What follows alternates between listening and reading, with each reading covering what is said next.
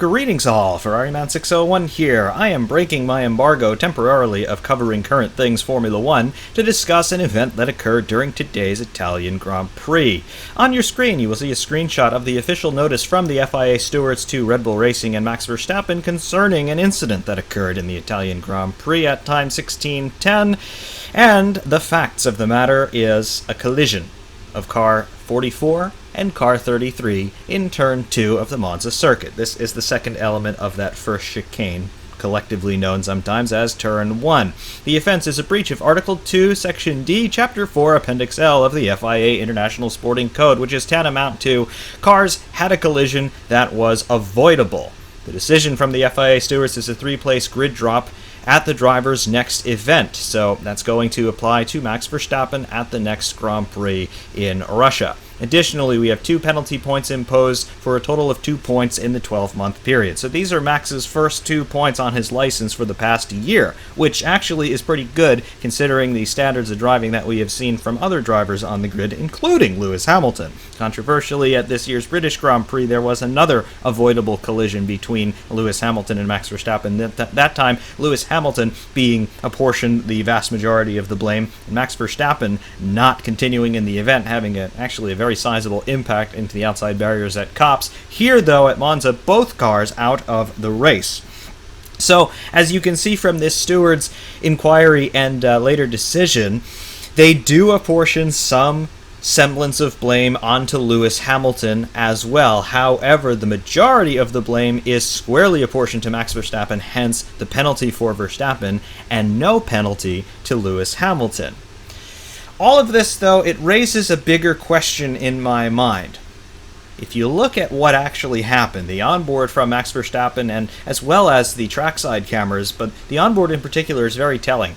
Lewis Hamilton is recovering from the pit lane, as he has just made a pit stop, and Max Verstappen is on his out lap after a pit stop. So Verstappen is up to speed, Hamilton is not. However, Hamilton has physically rejoined the circuit well down the road of where Max Verstappen is, but of course Hamilton is well down on speed relative to the rest of the field as he is still accelerating, having left the pit lane.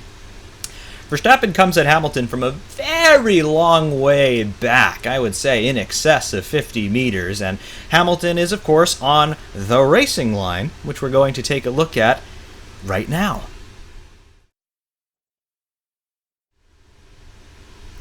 So here we fired up iRacing. We're using the 2009 Williams FW31 for illustrative purposes here, but it proves the point nonetheless. This car can do comparable lap times in race trim to the 2021 car, so it kind of works.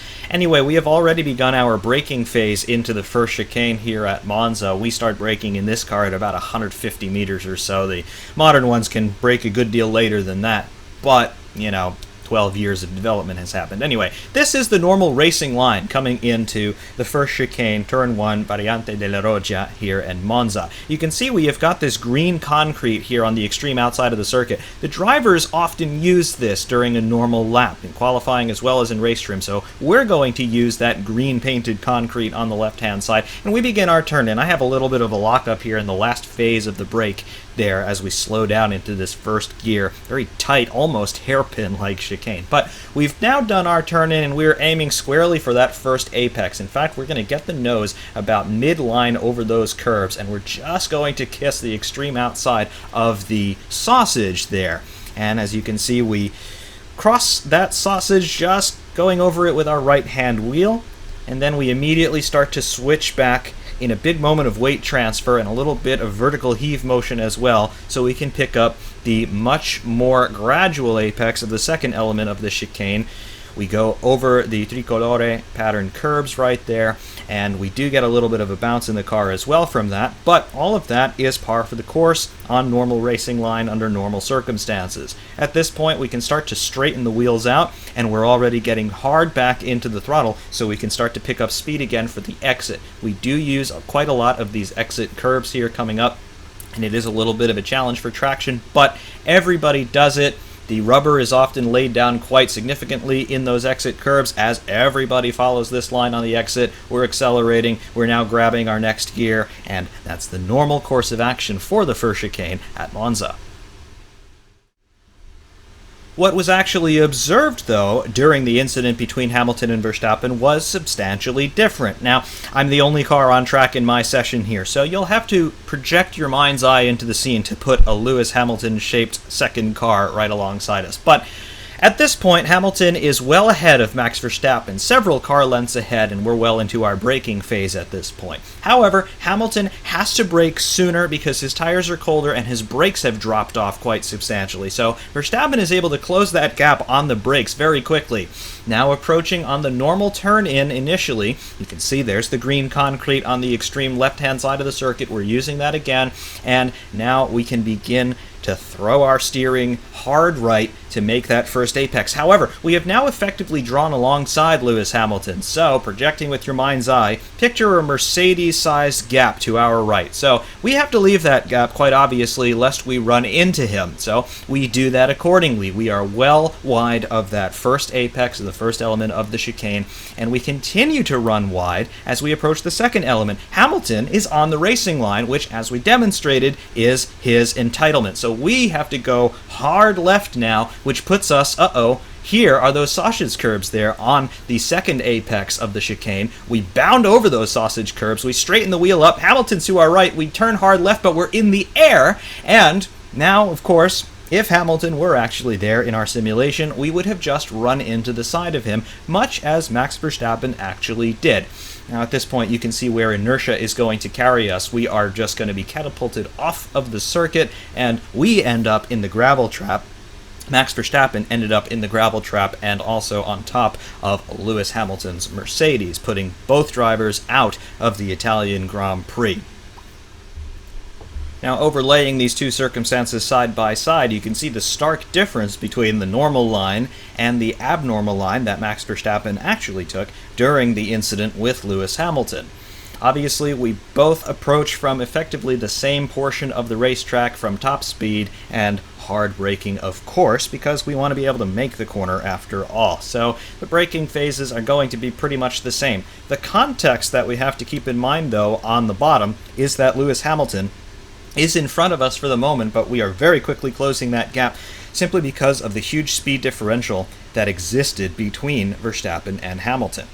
And of course, Verstappen had hot tires and hot brakes, having done a lap at race pace, versus Hamilton has colder tires and his brakes are colder, having just made a pit stop. We both begin our turn-in at roughly the same time from roughly the same area of the track.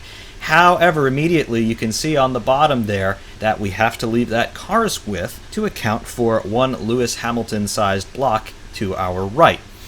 On the top, the normal line plays out and we are apexing the first element of the chicane. On the bottom, we are continuing to run wide because Lewis Hamilton is trying to follow the normal racing line to which he is entitled. We start to bound over the sausage curbs at the second apex there versus Lewis Hamilton trying to basically carry the racing line. And at this point, we're out of control. Hamilton is trying to follow, and at this point, Hamilton probably having to take evasive action as well, but it is too late for both parties, and therefore they impacted in an avoidable manner. Now, at a time like this, I understand that critics of the sausage curbs, which I have been one in the past, they're going to say, well, clearly the sausage curb is what contributed to this accident, and you're not wrong in that assumption. Clearly, if the sausage curb weren't there, or perhaps shaped a little bit differently, or perhaps in a slightly different position, it doesn't bounce the Red Bull into the air quite as much, if at all. Verstappen doesn't lose the ability to turn hard left, and, well, perhaps contact can be avoided. However, the overarching point of this is Max Verstappen closed about a 30 to 50 meter gap on Lewis Hamilton in a single braking zone. Of course, he's entitled to try and go for a gap if it exists. However, when you're in a corner as tight and as low speed as this, remember a modern Formula 1 car is 2 meters wide, and the track here not much more than, I would say, 6 meters wide at the apex of that chicane. Where are you going to put two Formula 1 cars through this corner? You're not going to do it, not side by side. And of course, we can see the overall consequence of that action. The sausage, yes, definitely it was a contributing factor. However, at the same time, the track is the same for everybody on every lap. Everybody knows that the sausage is there, and they know that there's a good chance it's going to bounce you into the air if you go over it at any sort of speed. And that's exactly what happened to Max Verstappen. With his knowledge of the circuit and with his knowledge of what happens when his car goes over the sausage curbs, there is absolutely no reason why Max Verstappen could have expected any other result in this circumstance. Therefore, I agree with the FIA's assumption and their decision that the apportionment of blame should lie squarely with Max Verstappen.